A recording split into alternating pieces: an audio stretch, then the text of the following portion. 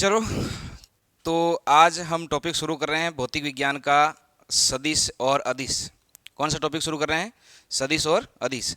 सदिश और अदिश से पहले हमें ये जानना है कि ये होती है हमारी भौतिक राशियाँ। क्या होती हैं? भौतिक राशियाँ। ये जो भौतिक राशियाँ हैं, ये भौतिक राशियाँ क्या होती हैं? Physical quantities. भौतिक राशियाँ वह राशियाँ होती हैं जिनका मापन संभव होता है। क्या संभव होता है? मापन संभव होता है। उन सभी राशियों को हम क्या कहेंगे? भौतिक राशियाँ कहेंगे। जैसे कोई भी राशि है जिसको हम माप सकते हैं, जिन्हें हम सिर्फ महसूस कर सकते हैं, जिन्हें हम सिर्फ फील ले सकते हैं, ऐसी जो राशियाँ होती है वो भौतिक राशियों में नहीं आएगी। भौतिक राशियों में वो राशियाँ आती है जिनका हम क्या कर सकते हैं? मापन कर सकते हैं।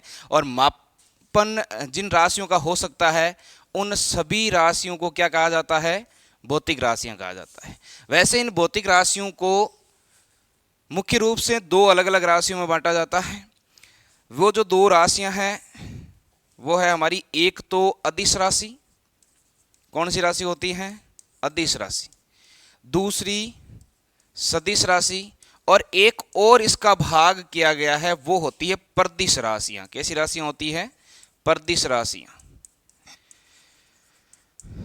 तो ये जो अदिश राशियां होती हैं, भौतिक राशियों का ही एक पार्ट है जो अदिश राशियां होती है। इन अदिश राशियों में केवल और केवल क्या होता है? परिमाण होता है। केवल और केवल क्या होता है? परिमाण होता है। जैसे अगर आपसे यूँ कहा जाए कि कोई व्यक्ति है 70 किलोग्राम का, तो ये जो 70 किलोग्राम है वो तो एक आंकिक मान है। क्या है?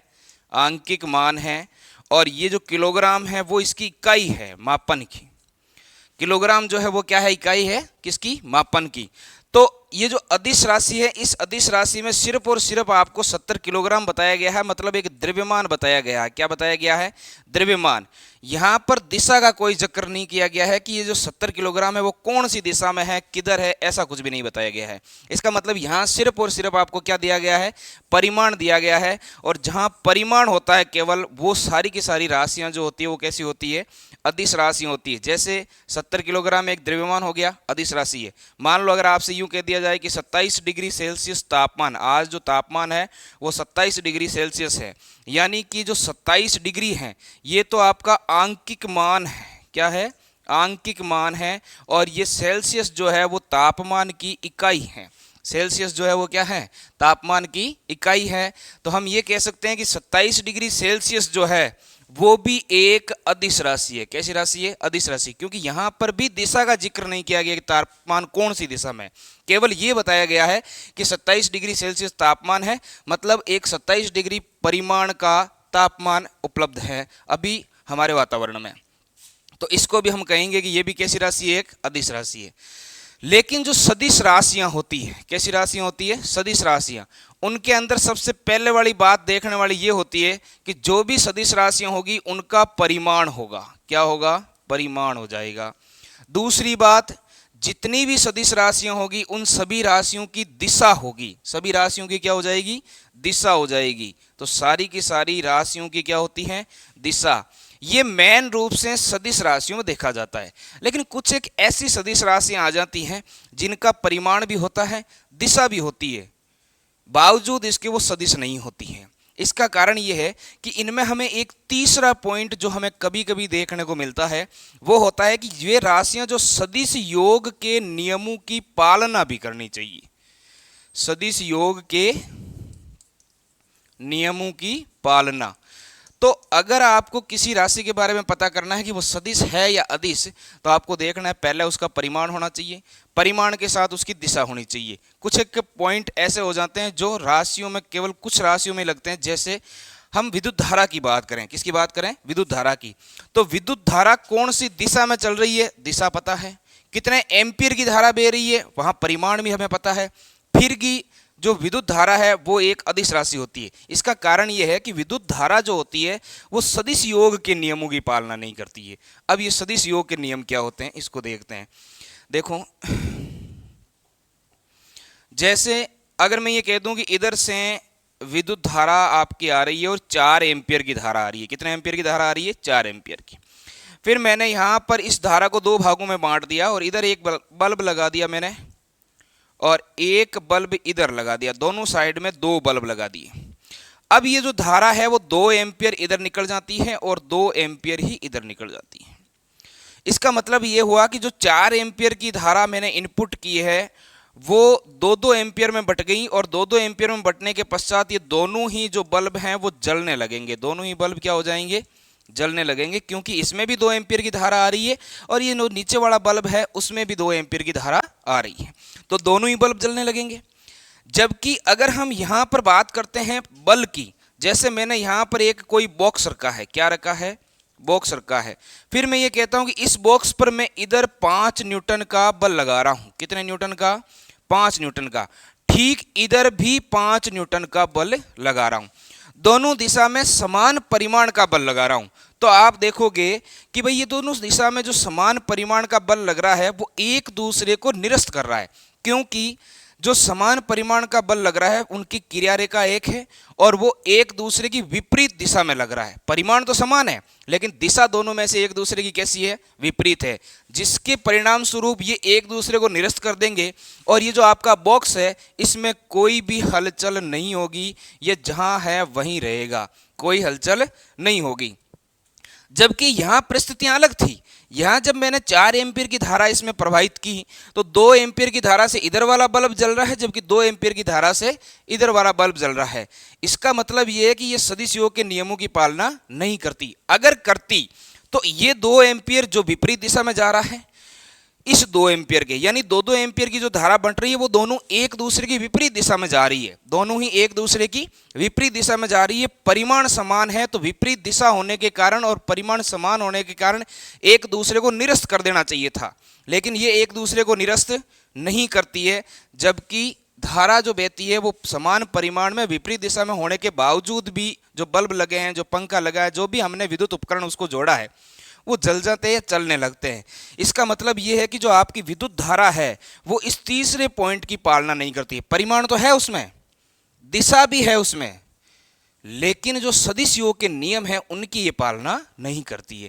और इनकी ये नियमों की पालना नहीं करती है, इसीलिए इस विद्युत धारा को रखा जाता है अदिश राशियों में। किस में रखा जाता है? अदिश राशियों में। तो जो आपकी विद्युत धारा है वो भी एक एग्जाम्पल है किसका?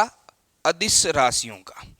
वहीं अगर बल की बात करें तो इस बॉक्स पर जब समान परिमाण का, वो कितना ही हो सकता है, 2 न्यूटन का हो सकता है, 5 न्यूटन का हो सकता है, समान परिमाण का बल अगर एक बॉक्स पर विपरीत दिशा में लग रहा है तो वो एक दूसरे को निरस्त कर देगा और वो बॉक्स है वो बॉक्स अपनी जगह से हिलेगा डुलेगा नहीं, वो वहीं रहेगा। इसका कारण ये है कि समान परिमाण का बल और एक दूसरे से विपरीत दिशा में कार्य कर रहा है, जिसके कारण ये एक दूसरे को क्या कर देते हैं? निरस्त कर देते हैं। और ये निरस्त करते हैं, इसे ही कहते हैं कि ये सदिश योग के नियमों की क्या करता है? पालना करता है, जिसके कारण इस बल को कहा जाता है कि ये एक सदिश राशि है। कैसी राशि है? सदिश राशि है। अगर मैं ऐसे कहूं कि भाई मेरे पास एक कोई बॉक्स है, क्या है? बॉक्स है, और इस बॉक्स पर मैंने एक बल लगा दिया। ऐसा कोई मेरे पास एक बॉक्स है, इस बॉक्स पर मैंने एक बल लगा दिया इधर 5 न्यूटन का। कितने न्यूटन का? 5 का। और इसकी जस्ट विपरीत दिशा में लगाया है 3 न्यूटन का। अब मैं कहूं कि बताओ ये बॉक्स जो है वो कौन सी दिशा में जाएगा? कौन सी दिशा में जाएगा? सिंपल सा आपका जवाब होगा कि सर 5 न्यूटन की ओर जाएगा, क्योंकि यहां पर जो बल लग रहा है वो ज्यादा परिमाण का है। अब 5 न्यूटन इस बल की ओर जाएगा, लेकिन वास्तव में इस पर जो परिणामी बल कार्य करेगा वो कितने न्यूटन का कार्य करेगा? 2 न्यूटन का कार्य करेगा। क्योंकि अगर मैं एफ नेट निकालता हूं, परिणामी बल निकालता हूं, तो 5 न्यूटन का बल जो इस दिशा में लग रहा है, इसकी जस्ट विपरीत दिशा में 3 न्यूटन का बल कार्य कर रहा है। कितने न्यूटन का? 3 न्यूटन का। और दोनों का अगर आप डिफरेंस निकालो तो 2 न्यूटन आता है। इसका मतलब यह है कि अगर यहां 2 न्यूटन की जगह इन दोनों का एफ नेट 0 आता, तब तो जो बॉक्स है वो अपनी जगह पर स्थिर रहता, तब तो वह वहां से हिलता डुलता नहीं। लेकिन इन दोनों का जो डिफरेंस है वो 0 नहीं आ रहा है। इसका मतलब परिणामी बल उधर होगा जिधर बल का परिमाण ज्यादा है। तो यहां परिणामी बल जो होगा वो 5 न्यूटन की ओर होगा। कितने से ज्यादा है? 2 न्यूटन से। इसका मतलब ये 2 न्यूटन बल के कारण 5 न्यूटन की ओर गति करने लगेगा। यहां जो परिणामी बल लगेगा उसका मान, जो एफ नेट है, उसका मान सिर्फ कितना होगा? 2 न्यूटन का होगा। इसलिए इसको कहते हैं कि यह सदिश राशि है। कैसी राशि है? सदिश राशि है। अब तीसरे प्रकार की वो होती है प्रदिश राशियां। कैसी राशियां होती है? प्रदिश राशियां। देखिए प्रदिश राशियां, जो राशियां ना तो सदिश हैं ना ही जो राशियां अदिश हैं, उन्हें हम कहते हैं प्रदिश राशियां। प्रदिश राशियों की दो और खासियत होती है। पहली बात तो ये होनी चाहिए कि भाई वो ना तो अदिश है, दूसरी बात वो ना तो सदिश हैं, दोनों ही क्रियाएं नहीं हैं। तीसरी बात यह है कि ये जो प्रदिश राशियां हैं, इनका अगर अक्ष बदल दिया जाए, क्या बदल दिया जाए? अक्ष बदल दिया जाए तो इनका जो परिमाण है वो भी बदल जाता है। जो प्रदिश राशियां हैं, इनका अगर हम अक्ष बदल देते हैं तो अक्ष बदलने पर इनका परिमाण भी बदल जाता है। क्या बदल जाता है? परिमाण भी बदल जाता है। देखिए ये कैसे बदलता है, इसको देखते हैं पहले। कि अगर कोई, मान लेते हैं मैं ये कहता हूं कि एक चकती है और इस चकती का अक्ष के सापेक्ष जड़त्व आघूर्ण, ये जो चकती है, इस चकती का जो जड़त्व आघूर्ण जिसको हम कहते हैं, ये जड़त्व आघूर्ण जो है वो अगर mr² है और मैंने इसका अक्ष चेंज कर दिया, अब मैं इसको इसके इस जो परिधि है उसकी, इस परिधि के अनुदिश इसको घुमाने लग जाता हूं, तो इसका जो जड़त्व आघूर्ण है वो हो जाएगा 2mr²। यानी जैसे ही हम अक्ष चेंज कर रहे हैं तो इसका जो जड़त्व आघूर्ण है उसका परिमाण क्या हो रहा है? बदल रहा है। जब परिमाण बदल रहा है, इसका मतलब ये ना तो अदिश है और ना ही सदिश है। ये कैसी राशि होगी? प्रदिश राशि होगी। दूसरी स्थिति ये है कि अगर दिशा बदल दी जाए, ये भी ध्यान रखना है कि अगर दिशा बदल दी जाए तो दिशा बदलने पर इसका जो परिमाण है वो अपरिवर्तित रहता है। दिशा बदलने पर परिमाण अपरिवर्तित रहता है, उसमें कोई भी चेंजेज नहीं आते हैं। इसका मतलब यह है कि अगर आप इस चकती को इधर घुमा रहे हो और घुमाते घुमाते आप अक्ष को चेंज नहीं कर रहे हो, अक्ष को वहीं रख रहे हो और इसने दिशा चेंज कर दी, इधर घुमाने लग गए, तो भी इसके परिमाण पर कोई परिवर्तन नहीं होगा। ऐसी राशियों को हम कहते हैं प्रदिश राशियां हैं, जैसा कि जड़त्व आघूर्ण है। तो अब इनको हम नोट कर लेते हैं। पहले मैं इनको ढंग से लिखवा देता हूं, उसके बाद आगे चलते हैं।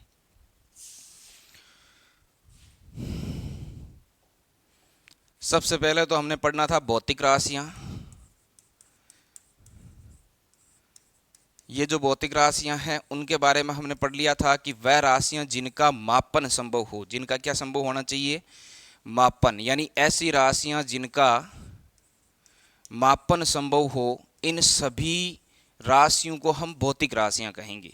इन्हें फिर हम डिवाइड कर लेते हैं ये तीन प्रकार में। पहली जो राशि है उसे हम अदिश भौतिक राशियां कहेंगे। दूसरा टाइप हमने लिख दिया कि भाई उन्हें हम सदिश भौतिक राशियां कहेंगे। और तीसरा जो टाइप है वो हमारा हो जाएगा प्रदिश भौतिक राशियां। प्रदिश भौतिक राशियां।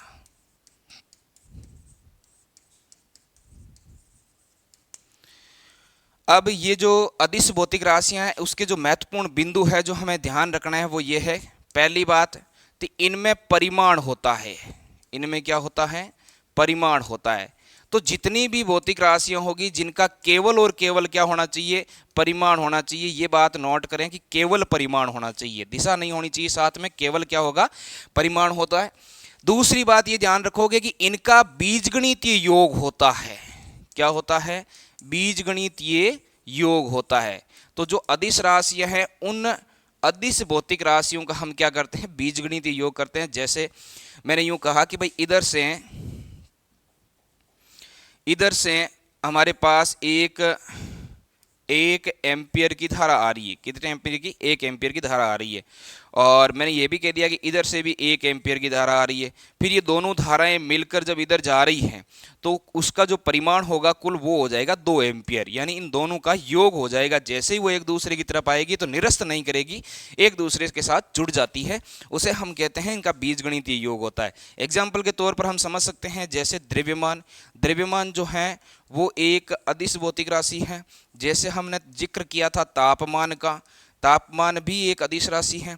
जैसे हम कह सकते हैं विद्युत धारा, ये काफ़ी इंपॉर्टेंट है, 12th क्लास में आपके बहुत ज़्यादा काम आएगा, इसलिए इसे ध्यान रखें कि ये जो विद्युत धारा है वो एक अदिश राशि होती है। तो ये कुछ एग्जाम्पल हैं अदिश राशियों के। इसी तरीके से सदिश राशियाँ कौन सी होती है, उनके अंदर हमें कौन से मुख्य बिंदु है जो ध्यान में रखना है। पहला बिंदु, जैसे इसमें अदिश में परिमाण होता है, तो इसमें हमने लिखा कि केवल परिमाण होता है, वैसे इसमें परिमाण होगा, परिमाण तो होना ही होना है। तो इसका क्या होगा, परिमाण होगा। परिमाण के साथ साथ दूसरी बात दिशा भी होगी।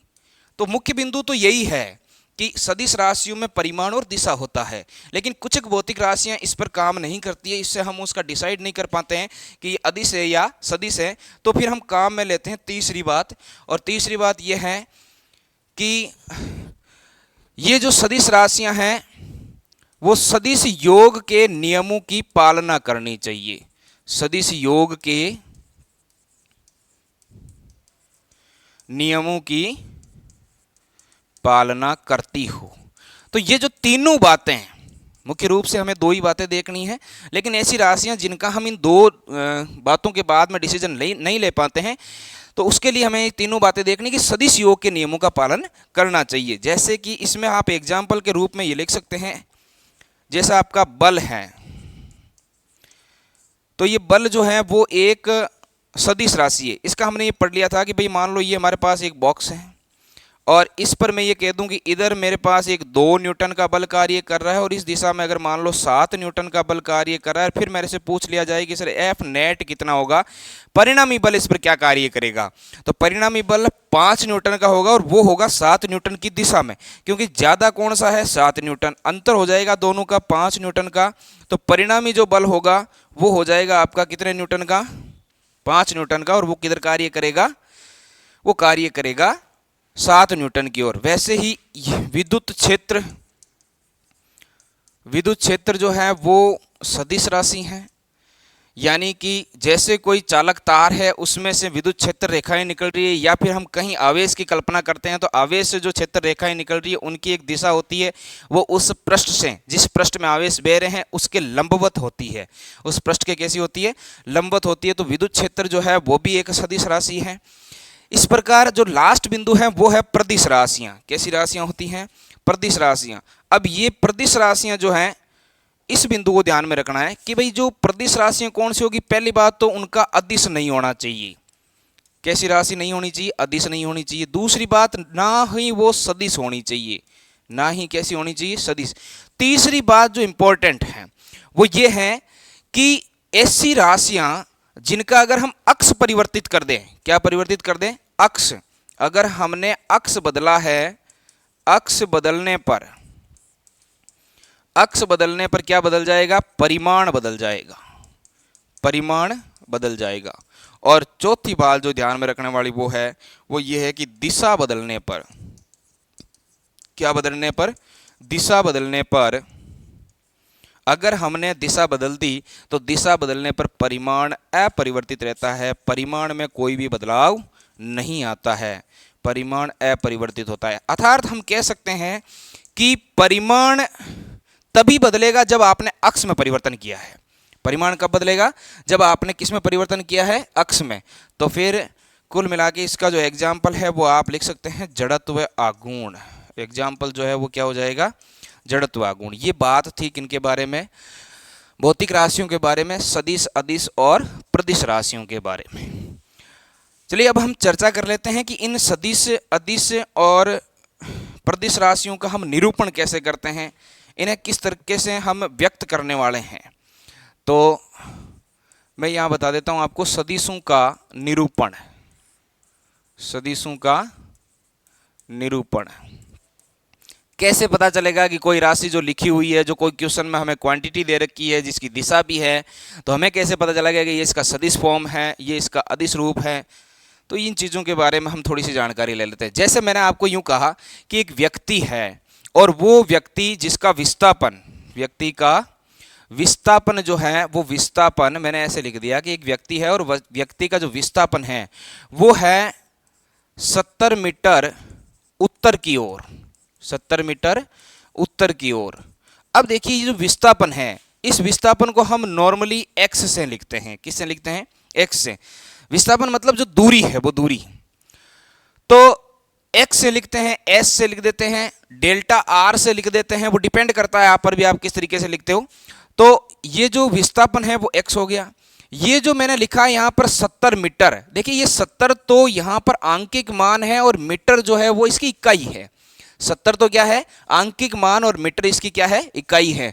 तो जो 70 मीटर है उसको मैं कह सकता हूं कि ये परिमाण है, ये क्या है परिमाण है। और जो उत्तर की ओर लिखा है उसे मैं कह सकता हूं कि ये मैंने दिशा दिखाने की कोशिश की है।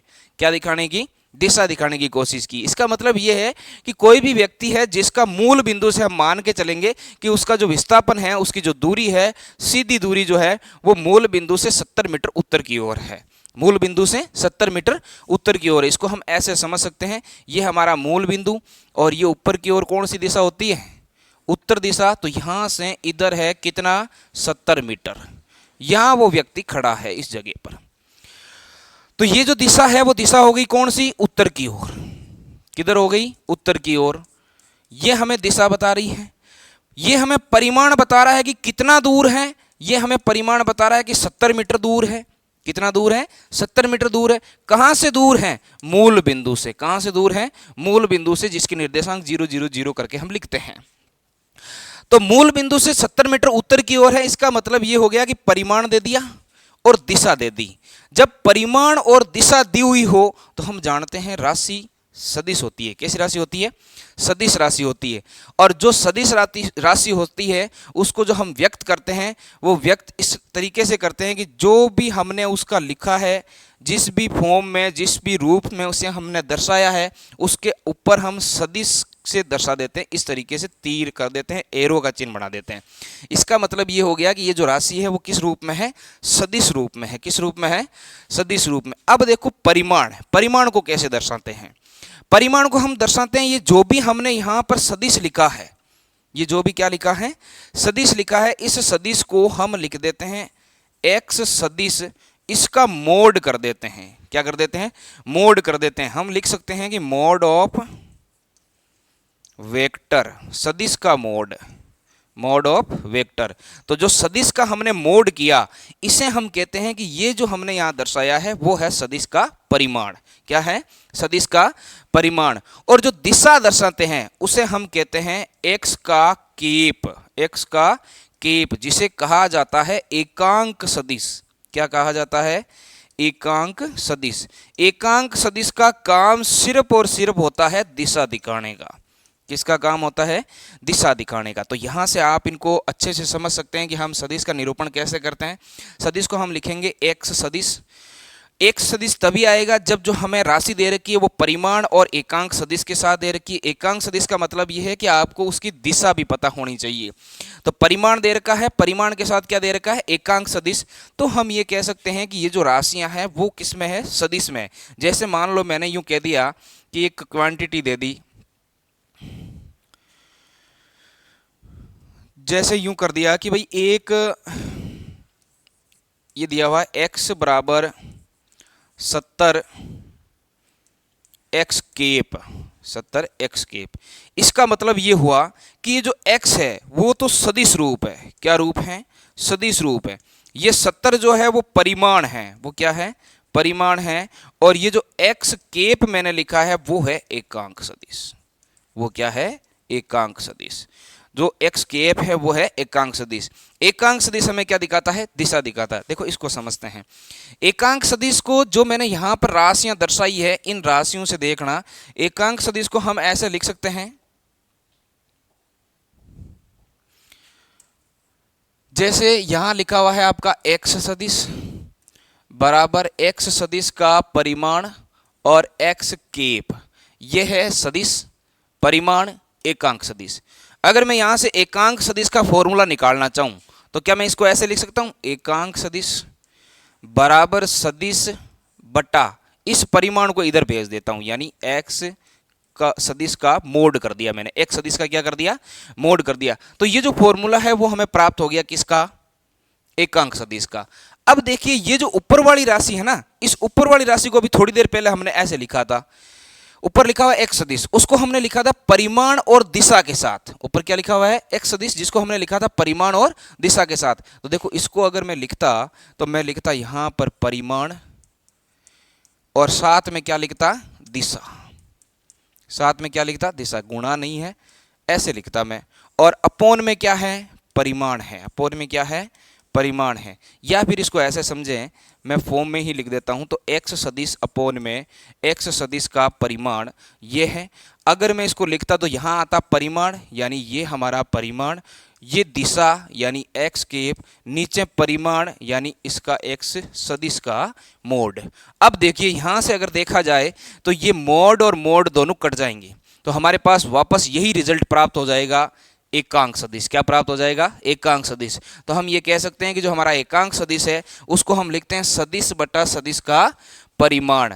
इस एकांक सदिश को लिखते हैं हम सदिश बटा सदिश का परिमाण। ये हमें पता होना चाहिए, सदिश बटा सदिश का परिमाण।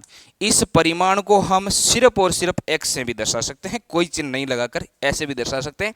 जब भी हमने सदिश का मोड करना होता है, इसका मतलब मोड से वो सदिश हट जाएगा, और इसको हम x से भी दर्शा सकते हैं। x का मतलब है जो भी आपको दूरी, मात्रक वगैरह जो भी चीज़ें दे रखी है, क्वांटिटी जो मात्रा दे रखी है वो यहाँ आ जाएगी। तो ये चीज़ें क्लियर हो जानी चाहिए यहाँ तक। इसके बाद मैं थोड़ा सा दिशा ज्ञान करवा देता हूँ। दिशा ज्ञान, दिशा ज्ञान ये होता है कि सबसे पहले तो आपको पता होनी चाहिए दिशाएं कौन सी है, और दिशाओं को समझने के लिए सबसे अच्छा तरीका ये है कि जहां कहीं भी आप बैठे हो, बैठे बैठे ये देखो कि मेरे सामने वाली जो दिशा है वो उत्तर दिशा है। कौन सी दिशा है? उत्तर दिशा है। तो ये आपके सामने की दिशा उत्तर दिशा। अब ये उत्तर हैं, तो जिस हाथ से आप काम करते हो, या आप अगर राइट हैंडेड हो तो आपके राइट हैंड की तरफ जो दिशा होगी वो हो जाएगी पूर्व। कौन सी दिशा हो जाएगी? पूर्व। तो उत्तर के जस्ट अपोजिट में तो आ जाएगी दक्षिण दिशा, और पूर्व के जस्ट अपोजिट में आ जाएगी पश्चिम दिशा। ये दिशाएं इतनी पता होनी चाहिए। इसके अलावा अगर हमें थोड़ा सा कोई एंगल दे रखा हो, जैसे मान लो ये दे दिया कि यहाँ पर ये हमने एक परिणामी सदिश खींचा है, और ये जो सदिश है इसका जो एंगल है वो इस पूर्व दिशा से, कौन सी दिशा से? पूर्व दिशा से 30 डिग्री का है। एंगल जो है वो पूर्व दिशा से कितने डिग्री का है? 30 डिग्री का है। तो अब हमें ये बताना है कि इस दिशा को आप क्या कहोगे। तो इस दिशा को हम कहेंगे 30 डिग्री। पहले ये पता करना है कि ये जो एंगल है वो कौन से दिशा की ओर जा रहा है। तो देखिए ये पूर्व से उठा है, उत्तर की तरफ जा रहा है, तो जिधर जा रहा है वो पहले आएगा, जहां से आया है वो बाद में आएगा। तो जा रहा है उत्तर की तरफ, आप बोलोगे इसे नॉर्थ। आया कहां से? पूर्व की तरफ, इसे बोलोगे ईस्ट। तो ये होगा आपका जो एंगल, वो होगा 30 डिग्री नॉर्थ ईस्ट। वहीं मान लो मैं इसको इस तरीके से दिखा देता हूं, यहां लिखा हुआ हो ऐसे, ये मान लो एंगल दे दिया आपको 20 डिग्री। कितना है? 20 डिग्री। अब देखिए ये एंगल किसके साथ बना हुआ है? दक्षिण दिशा के साथ बना हुआ है। एंगल जहां बना हुआ है, यहां आपको कोई एरो नहीं दिखाएगा, सिर्फ एंगल बना हुआ होगा। जो एंगल बना हुआ है, एंगल किसके साथ बना हुआ है? दक्षिण दिशा के साथ बना हुआ है। तो ये दक्षिण दिशा। अब दक्षिण दिशा से किधर जा रहा है? पश्चिम की ओर जा रहा है। दक्षिण दिशा से किधर जा रहा है? पश्चिम की ओर। तो आप इसे लिखोगे कि ये तो है हमारा 20 डिग्री। पश्चिम की ओर जा रहा है, वेस्ट। पहले वो आएगा जिधर जा रहा है। कहां से आया है? साउथ से आया, तो वेस्ट साउथ। इस तरीके से इसको दिखाओगे। एक और यहां पर देख सकते हो, मान लो मैंने यू लिख दिया ऐसे, ये एंगल दे दिया 70 डिग्री। अब इसको कैसे दिखाओगे? इसको दिखाओगे कि 70 डिग्री है, किधर जा रहा है? पूर्व की ओर जा रहा है। जा किधर रहा है? पूर्व की ओर, क्योंकि एंगल किसके बीच में बना हुआ है? दक्षिण दिशा के बीच में बना हुआ है। तो ये आपका जा किधर रहा है? पूर्व की ओर। तो पहले दिखाओगे ईस्ट। कहां से आया है? साउथ से। साउथ से। तो ये दिशा ज्ञान आपको होना चाहिए। इस तरीके के क्वेश्चन हम करेंगे तब और चीज़ें सब क्लियर हो जाएगी। लेकिन ये जो एंगल दिखाते कैसे हैं वो पता होना चाहिए। जिधर से आया है वो बाद में आएगा, जिस तरफ जा रहा है, जिस दिशा की ओर जा रहा है वो पहले आएगा। तो यहाँ तक ये बेसिक चीज़ें जो सदिश की थी वो हमें क्लियर हो जानी चाहिए। आज की क्लास के लिए धन्यवाद।